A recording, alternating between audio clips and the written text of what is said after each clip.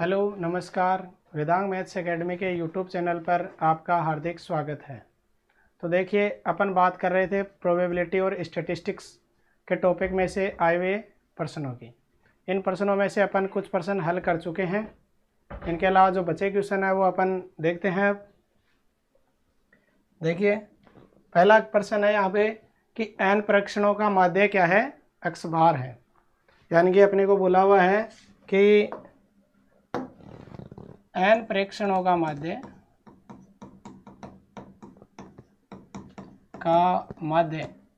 यानी कि जो x बार है वो क्या होता है? xi/n। i क्या है? 1 to n है।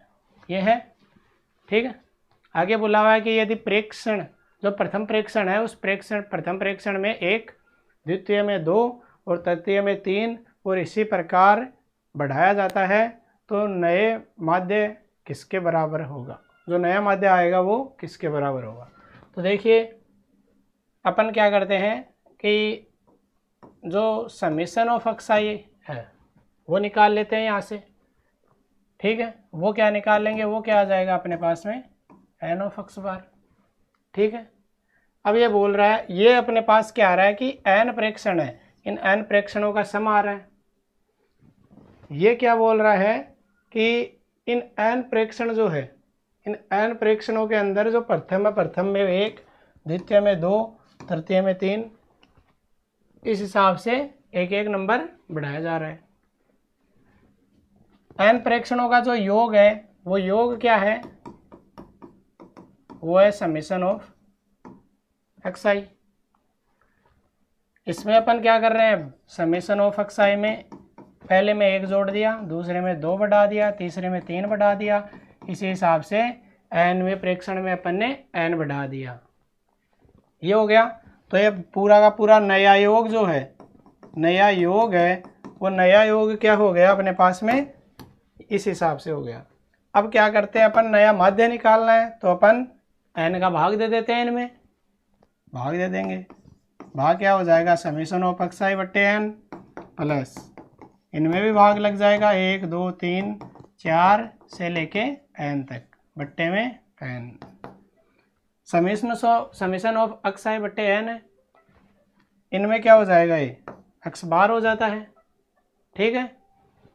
आगे प्लस में इसका सम क्या होता है? अपन देखो, अपन जानते हैं n n+1 बट्टे 2, ठीक है। और ये है n पहले से ही, ये है n फैक्टोरियल से n फैक्टोरियल कैंसिल हो जाएगा। बचेगा क्या अपने पास में? x बार प्लस n+1 बट्टे 2, ठीक है। ये बचेगा। ये अपने पास क्या आ जाएगा? नया माध्य आ जाएगा, नया माध्य आ जाएगा। देखिए ऑप्शन में देखते हैं, ये रहा ऑप्शन नंबर 3। इसमें क्या है? x बार प्लस n+1 बट्टे 2। अगला क्वेश्चन देखो, देखते हैं। अगले क्वेश्चन में बोला हुआ है कि यदि किसी द्विपद बंटन का माध्य और प्रसरण क्रमशः 4 और 4 बट्टे 3 है तो p of x greater than equal to 1 किसके बराबर होगा? देखिए, द्विपद बंटन की बात करते हैं अपन जब भी, तो द्विपद बंटन में p of x greater than equal to r, या फिर सॉरी यहाँ पे x इक्वल टू r, ये अपन देखते हैं कि x इक्वल टू r क्या होता है? वो ये होता है NCR p की पावर r और q की पावर n-r, ठीक है। यहाँ पे क्या दिया हुआ है? माध्य। द्विपद बंटन में जो माध्य होता है वो म्यू से डिनोट करते हैं, और ये म्यू किसके बराबर होता है? n इंटू पी के। ये अपने को क्या दिया हुआ है? 4, ठीक है। इसके अलावा जो प्रसरण है वो प्रसरण अपने को क्या दिया हुआ है? सिग्मा स्क्वायर से डिनोट करते हैं अपन। इसको क्या लिखते हैं? NPQ। ये होता है द्विपद बंटन के अंदर ही होते हैं। इसकी वैल्यू दी हुई है 4/3, ठीक है। अब देखो, अपने को p of x greater than equal to 1 निकालना है। इसके लिए अपने को देखो, ये फॉर्मूला है, r की वैल्यू तो 1 है, उसके अनुसार n की वैल्यू निकालनी है अपने को, p की निकालनी है और q की वैल्यू निकालनी है, ठीक है।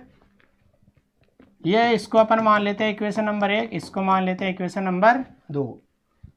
इक्वेशन नंबर 2 में इक्वेशन नंबर 1 से डिवाइड कर देते हैं, ठीक है। करते हैं तो क्या आएगा, एन पी क्यू बट्टे में एन पी, इधर क्या आएगा 4/3 बट्टे में 4, एन पी से एन पी कैंसिल आउट, इधर क्या बचेगा क्यू, इसको क्या लिख सकते हैं 4/3 गुणा 1/4, 4 से 4 कैंसिल, क्यू की वैल्यू आ रही है 1/3। तो देखिए जब Q की वैल्यू 1/3 आ रही है तो मैंने आपको बताया था P प्लस Q क्या होता है, द्विपद बंटन में 1 होता है। तो P बराबर क्या हो जाएगा 1 माइनस Q, 1 माइनस 1/3 यानी कि 2/3। अब देखो P की वैल्यू आ रही है, Q की वैल्यू आ रही है, तो अपन इस इक्वेशन नंबर 1 में अपन रख देंगे। तो क्या आएगा n इंटू पी की वैल्यू क्या है 2/3 बराबर में क्या है 4, इनको इधर लेके जाएंगे तो n बराबर क्या आ जाएगा 4 × 3 12, 12/2 बराबर 6। n की वैल्यू अपने पास में क्या आ रही है 6 आ रही है। p की 1/3 है, q की 2/3 है। अपन अब आगे वैल्यू निकाल लेंगे। आगे वैल्यू अपने को पूछी क्या हुई है, आगे वैल्यू पूछा हुआ है अपने को कि p of x greater than equal to 1 निकालना है।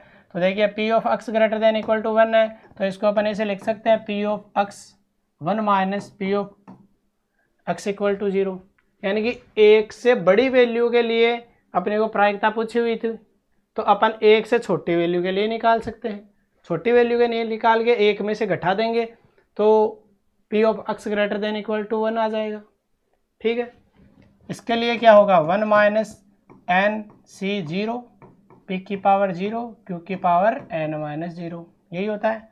1 माइनस ये 6 0, p की पावर क्या है, p क्या है अपने पास में, p है 2/3 और q है 1/3, ये हो जाएगा 2/3 की पावर 0, ये 1/3 की पावर n, n यानी कि 6 है।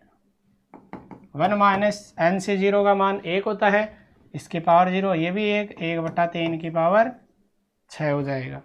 आंसर देखो किस फॉर्म में इसमें है, तो अपन क्या करते हैं 1/3 की पावर 6 क्या होता है 729 होते हैं। एलसीएम ले लेंगे तो ये क्या हो जाएगा 729 माइनस 1/729। आंसर क्या आ जाएगा P of X greater than equal to 1 का 728/729, ठीक है। अपने को आंसर मिल गया इसका। तो देखिए कौन से ऑप्शन में इसका आंसर, ऑप्शन नंबर 3 में, ठीक है। अगला क्वेश्चन देखते हैं। देखिए अगला क्वेश्चन दिया हुआ है, इसमें बोला हुआ कि यदि पी ऑफ ए बराबर है 3/8, पी ऑफ बी बराबर है 1/2 और P of A intersection B है वो है 1/4, तो पी ऑफ ए बार बट्टे बी बार की वैल्यू क्या होगी। देखिए अपने को दिया हुआ है पी ऑफ ए बराबर 3/8, इससे अपन पी ऑफ ए बार निकाल सकते हैं। ये क्या आएगा 1 माइनस 3/8 यानी कि 5/8, ठीक। आगे क्या दिया हुआ है पी ऑफ बी, ये दिया हुआ है 1/2, तो पी ऑफ बी क्या हो जाएगा 1 माइनस 1/2, ये भी क्या हो जाएगा 1/2। आगे देखो P of A intersection B की वैल्यू अपने को दी हुई है 1/4, ठीक है। अब अपन क्या निकालते हैं पी ऑफ ए बार बट्टे बी बार, ठीक है। या फिर अपन इससे पहले एक काम और करते हैं, अपन निकालते हैं P of A union B, ये क्या हो जाएगा P of A plus P of B minus P of A intersection B, ठीक है। पी ऑफ ए क्या है 3/8, पी ऑफ बी क्या है 1/2 माइनस 1/4, इनका एलसीएम लेते हैं तो क्या आएगा 8, एक बार ही कटेगा 3 प्लस ये 2 से 4 बार कट जाए, 4 गुणा 1 4 माइनस 4 से 2 बार डिवाइड होगा, 2 को 1 से करेंगे तो 2, तो अपने पास में P of A union B क्या आ जाएगा 4 3 7 माइनस 2 5/8, ठीक है। अब देखिए P of A union B bar, अगर ये निकालना चाहिए अपन तो ये क्या लिख सकते हैं 1 minus P of A union B लिख सकते हैं अपन। 1 माइनस इसकी वैल्यू अपन ने निकाली 5/8, ये हो गया 1 माइनस 5/8 है, तो ये क्या वैल्यू हो जाएगी 3/8। ठीक है, P of A union B का बार है, इसको अपन क्या लिख सकते हैं, P of A intersection A bar intersection B बार लिख सकते हैं, A यूनियन B के बार को, ये आप जानते हो। ठीक है, अब देखो अपन आगे लिखते हैं, आगे क्या पूछा हुआ अपने को,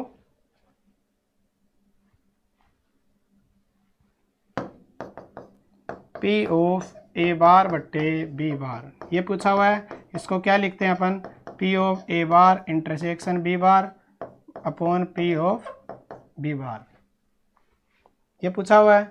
इसकी वैल्यू देखो अपन ने निकाल ली, क्या है अपने पास 3/8, नीचे वाले की वैल्यू क्या है अपने पास 1/2, 3/8 गुणा 2/1, 2 से ये 4 बार गया, वैल्यू क्या आएगी अपने पास 3/4।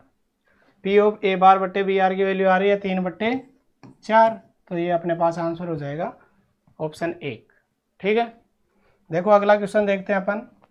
अगले क्वेश्चन में बोला हुआ कि एक अध्यापक ने खराब प्रदर्शन के कारण प्रत्येक विद्यार्थी को 10 अंक बोनस देने का निर्णय किया, यानी कि सबको 10-10 अंक एक्स्ट्रा दिए गए।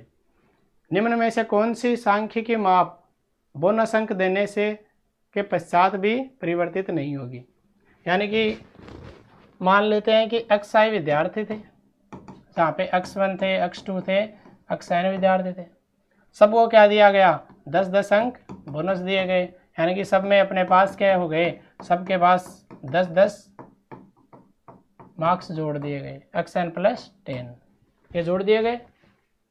ठीक है, अब आगे बोला हुआ कि निम्न में से कौन सी सांख्यिकी माप बोनस अंक देने के पश्चात भी परिवर्तित नहीं होगी। तो देखो अपने को दिया हुआ माध्य का, अपन जानते हैं कि माध्यिका और बहुलक ये हमेशा प्लस व माइनस करने पर परिवर्तित होते हैं।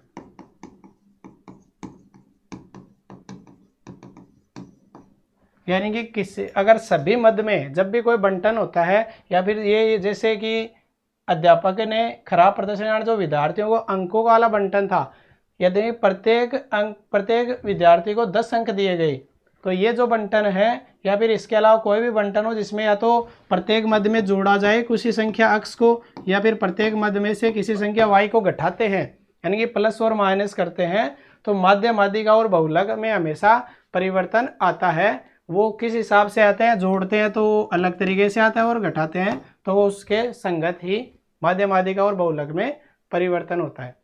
लेकिन जो प्रसरण होता है, प्रसरण जो होता है, प्रसरण में प्लस व माइनस का कोई प्रभाव नहीं पड़ता है, नहीं पड़ता है। ठीक है, जबकि अगर प्रसरण में किसका प्रभाव पड़ता है, यदि गुणा व भाग दें तो प्रसरण पर प्रभाव पड़ता है, और वो किस हिसाब से पड़ता है, गुणा और भाग का, कि यदि प्रसरण में k से किसी वैल्यू का अगर सभी से गुणा कर रहे हैं किसी वैल्यू k से, तो अगर पुराना प्रसरण सिग्मा स्क्वायर है तो नया प्रसरण k स्क्वायर सिग्मा स्क्वायर हो जाएगा, यानी कि प्रसरण पे का k स्क्वायर गुणा हो जाएगा। ऐसा प्रभाव ये प्रसरण पर पड़ेगा अगर गुणा करते हैं तो, और इसी हिसाब से अगर भाग देते हैं तो sigma square upon k square हो जाएगा। जबकि प्लस और माइनस का कोई प्रभाव नहीं पड़ता है प्रसरण पे, या फिर प्रसरण के अलावा अगर यहाँ पे आपको मानक विचलन का नाम भी दे देते तो वो ऑप्शन सही हो जाता। ठीक है, क्योंकि प्रसरण का जो स्क्वायर रूट होता है वही मानक विचलन होता है। ठीक, तो इसके अंदर ऑप्शन नंबर अपन 4, ये तो डायरेक्ट ही याद रखने वाली चीज़ है। ठीक है, इसके अलावा देखो अगले क्वेश्चन में बोला हुआ है कि 10 व्यक्तियों में से 4 पुरुष और 2 महिला व 4 बच्चे हैं। ठीक है, अब बोला हुआ कि इनमें से 4 व्यक्ति चुने जाते हैं, तो इनमें निश्चित रूप से 2 बच्चे चुनने की क्या प्रायिकता है। देखिए अपने को बोला हुआ है कि पुरुष कितने हैं 4, महिला कितनी है, ये कितने हैं 2, बच्चे कितने हैं, ये भी है 4।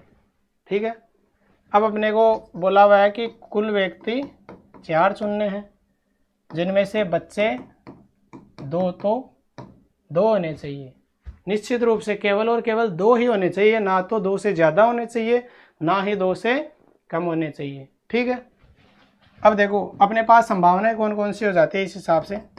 अपन ने मान लिया कि 4 में से 2 बच्चे तो अपने को हर बार लेने हैं, कुल व्यक्ति कितने लेने हैं 4।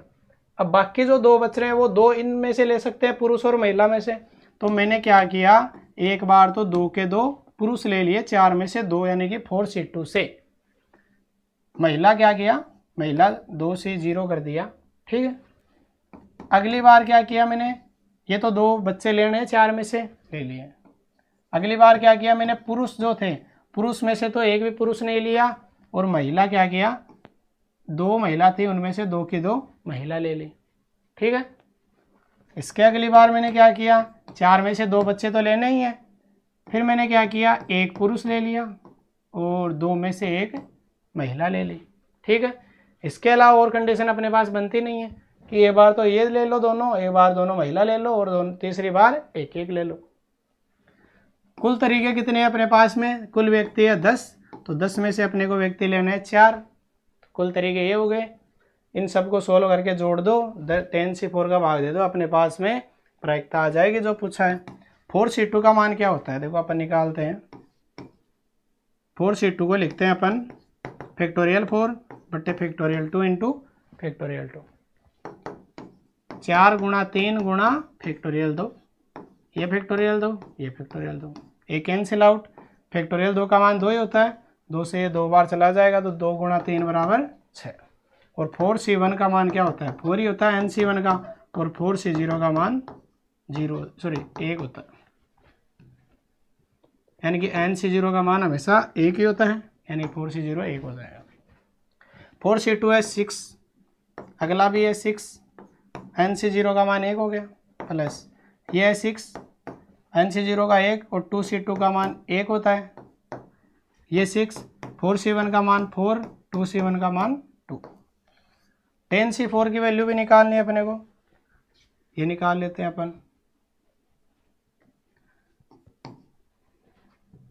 10C4 इसको लिखते हैं फैक्टोरियल 10 अपॉन फैक्टोरियल 4 फैक्टोरियल 6,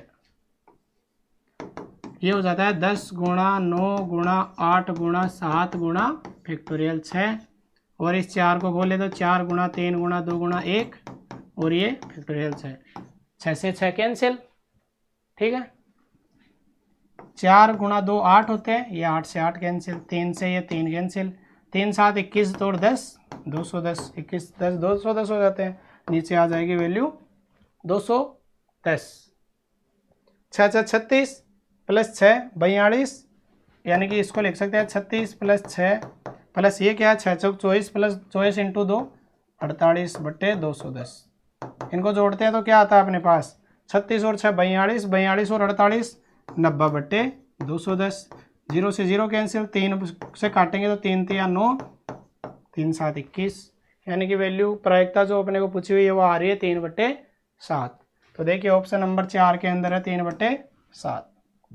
अगला जो क्वेश्चन है वो देखो अपन देखते हैं। ये दिया हुआ कि यदि द्विपद बंटन में माध्य तथा प्रसरण क्रमशः 4 व 2 है, ठीक है, तो सफलताओं की प्रायिकता पूछी हुई है, कितनी सफलताएं, 2 सफलताओं। देखो अपन ऐसा क्वेश्चन पहले कर चुके हैं द्विपद बंटन में। द्विपद बंटन में मैंने आपको पहले बताया है कि जो म्यू होता है क्या, माध्य, ये होता है NP, क्या वैल्यू दी हुई है 4, और जो सिग्मा स्क्वायर होता है प्रसरण, उसके वैल्यू क्या होती है द्विपद बंटन में NPQ, ये क्या होता है दिया हुआ है 2। इसको इक्वेशन नंबर 1 मान लेते हैं, इसको 2 मान लेते हैं। अपन 2 नंबर इक्वेशन में एक इक्वेशन का भाग दे देते हैं, क्या आएगा अपने पास NPQ बट्टे NP बराबर आएगा 2/4, यानी कि ये 1/2 बच जाता है। और देखो NP से NP कैंसिल, बचेगा क्या Q बराबर में 1/2।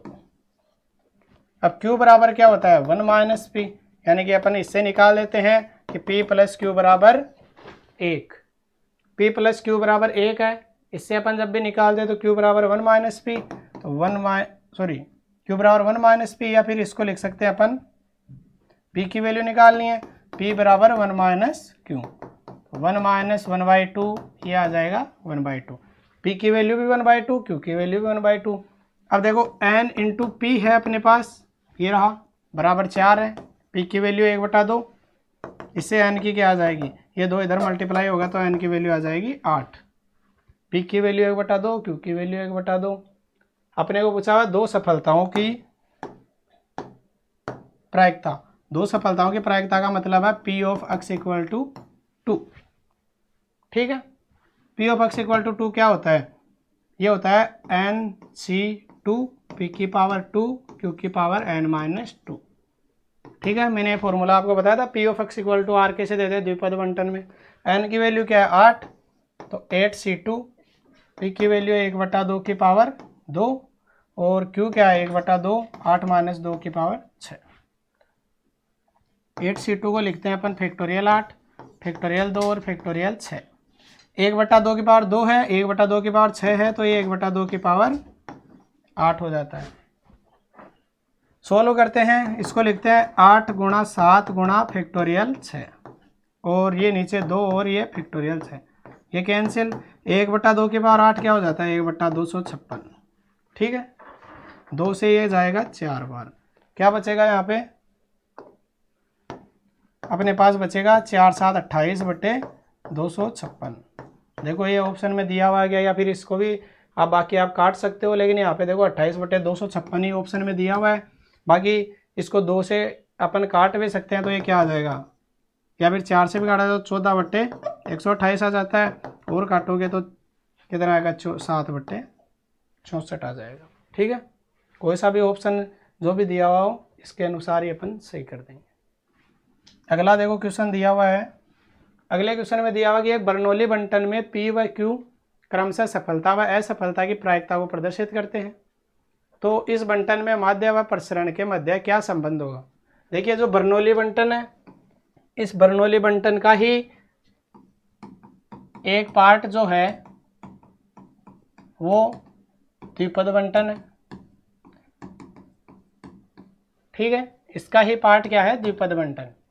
इसमें यह दिया हुआ है कि P को किससे अपन बोलते हैं सफलता, P को बोला हुआ है कि सफलता है, और Q को क्या बोल रहे हैं असफलता। ठीक है, प्रॉपर्टी इनमें सेम होती है, जो द्विपद बंटन और बर्नौली बंटन की है वो। तो मैंने आपको बताया हुआ है कि P ऑफ x बराबर R, ये भी NC_R, P की पावर R और Q की पावर n-R से देते हैं इसमें भी। और इसमें जो माध्य होता है वो माध्य क्या करते हैं अपन म्यू से डिनोट करते हैं, म्यू बराबर NP से। प्रसरण जो होता है वो प्रसरण अपन कैसे लिखते हैं सिग्मा स्क्वायर से, सिग्मा स्क्वायर क्या होता है NP_Q। और इसके अलावा देखो अपन इनमें जानते हैं कि P प्लस Q बराबर 1 होता है, यानी कि P भी 1 से छोटा और Q भी 1 से छोटा होता है, दोनों 1 से छोटे होते हैं। ठीक है, अब देखो यहाँ पे क्या पूछा हुआ है कि जो ये माध्य और प्रसरण है इनके बीच संबंध बताना है कि माध्य बड़ा होता है या प्रसरण बड़ा होता है, या फिर दोनों इक्वल टू होते हैं। ठीक है, अब देखो ये क्या है NP और ये क्या है NP_Q। ठीक है, दोनों में NP और ये NP ये तो बराबर है, इसमें क्या है ये Q एक्स्ट्रा है। ठीक है, या फिर ऐसे करते हैं कि दोनों में एक में दूसरे का भाग दे लेते हैं, NP/NP, NPQ/NP। ये क्या आता है, ये क्या आएगा Q आएगा। Q क्या होता है 1 से छोटा होता है, इसका मतलब क्या है Q जब 1 से छोटा हो रहा है इसका मतलब है कि NPQ/NP जो है वो 1 से छोटा हो रहा है। ठीक है, 1 से छोटा हो रहा है तो इसका मतलब है NPQ जो है वो NP से छोटा है, और NPQ जब छोटा है तो इसका मतलब NPQ क्या है प्रसरण, प्रसरण क्या है माध्य से छोटा है, यही है। ठीक है, इसको इसमें डिवाइड किया तो Q आया, Q अपन जानते हैं कि 1 से छोटा होता है, जब Q 1 से छोटा है तो NPQ/NP 1 से छोटा हो जाएगा, क्योंकि इसकी वैल्यू Q आ रही है। तो ये एन पी इधर चला जाएगा, तो N P Q less than N P Q क्या होता है, प्रसरण होता है, और एन पी क्या होता है, माध्य होता है। तो देखो ऑप्शन नंबर 2 में अपने को दिया हुआ कि माध्य ग्रेटर देन प्रसरण, यानी कि द्विपद बंटन या जो बर्नौली बंटन होता है उसके अंदर माध्य हमेशा प्रसरण से बड़ा होता है। ठीक है, अगला क्वेश्चन देखते हैं। देखिए अगले क्वेश्चन में दिया हुआ कि गणित की एक समस्या है, उस समस्या में 4 विद्यार्थी हैं ए बी सी व डी, उनको एक दी गई है समस्या, उस समस्या को हल करने की प्रायिकता है क्रमशः दी हुई है कि ए की प्रायिकता 1/2, बी के द्वारा सोल्व करने की प्रायिकता है 1/3, इसी प्रकार 1/4 और 1/5 है। तो ये बोला कि प्रश्न के हल होने की प्रायिकता क्या होगी। तो देखिए इसके अंदर अपने को क्या करना है कि प्रश्न हल होने की प्रायिकता, हल होने की प्रायिकता ये बताना है। प्रश्न हल होने की प्रायिकता का मतलब क्या है कि प्रायिकता किसकी निकालनी है कि कम से कम एक विद्यार्थी द्वारा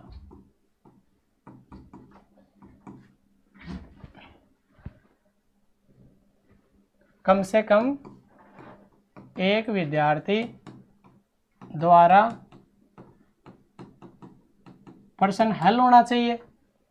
कम से कम एक विद्यार्थी द्वारा प्रश्न हल हो जाएगा तो प्रश्न हल होने की प्रायिकता। या फिर इसको अपन ये लिख सकते हैं कि 1 माइनस प्रायिकता किसकी कि किसी के द्वारा भी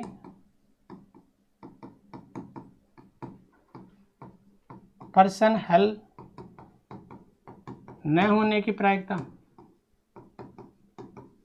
ठीक है, प्रश्न हल होने की प्रायिकता अपन निकाल लेंगे तो इसकी बजाय अपन ये भी निकाल सकते हैं कि एक में से किसी के द्वारा भी अगर प्रश्न हल नहीं हो रहा है उसको एक में से घटा देंगे तो प्रश्न हल होने की प्रायिकता अपने पास आ जाएगी। ठीक है, अब देखो आगे देखते हैं। अब देखो अपने को क्या दिया हुआ है कि प्रश्न हल होने की प्रायिकता दी हुई है एक के द्वारा, तो पी ऑफ ए क्या आ जाएगा अपने पास 1/2। ये क्या दिया हुआ है प्रश्न हल होने की प्रायिकता, तो प्रश्न हल ना होने की प्रायिकता अपन कैसे लिख देंगे ए बार से। ए बार क्या हो जाएगा 1 माइनस 1/2 यानी कि 1/2। इसी हिसाब से बी के द्वारा प्रश्न हल होने की प्रायिकता है पी ऑफ बी, ये दिया हुआ है 1/3। तो बी के द्वारा प्रश्न हल नहीं करने की प्रायिकता क्या हो जाएगी 1 माइनस 1/3, ये हो जाएगा 2/3। इसी हिसाब से पी ऑफ सी हो जाएगा क्या 1/4। तो पी ऑफ सी बार क्या है यानी कि सी के द्वारा प्रश्न हल न होने की प्रायिकता ये हो जाएगा 3/4। सिमिलरली पी ऑफ डी दिया हुआ है 1/5, ये हो जाएगा पी ऑफ डी बार बराबर 1 माइनस 1/5 यानी कि 4/5। अब देखो अपने को क्या निकालना है किसी के द्वारा भी प्रश्न हल न होने की प्रायिकता, हल न होने की प्रायिकता निकालनी है। और देखो जो भी 4 विद्यार्थी हैं उन चारों विद्यार्थियों के द्वारा हल करने या हल न करने की जो स्थितियां हैं या जो घटनाएं हैं वो घटनाएं एक दूसरे के ऊपर निर्भर नहीं कर रही है, यानी कि ये कोई ज़रूरी नहीं है कि ए नहीं कर रहा तो इस पर डिपेंड बी है, बी पर डिपेंड सी है या सी पर डिपेंड डी है, एक दूसरे पर डिपेंड नहीं है सोल्व करने में।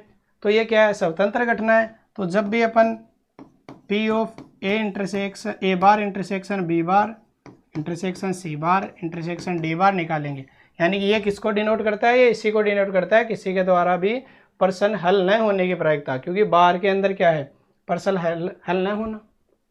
तो इसको कैसे लिख सकते हैं अगर स्वतंत्र घटनाएं हो तो P of A bar into P of B bar into P of C bar into P of D bar, चारों को मल्टीप्लाई कर देंगे, चारों की वैल्यू अपने पास 1/2 गुणा 2/3 गुणा 3/4 गुणा 4/5।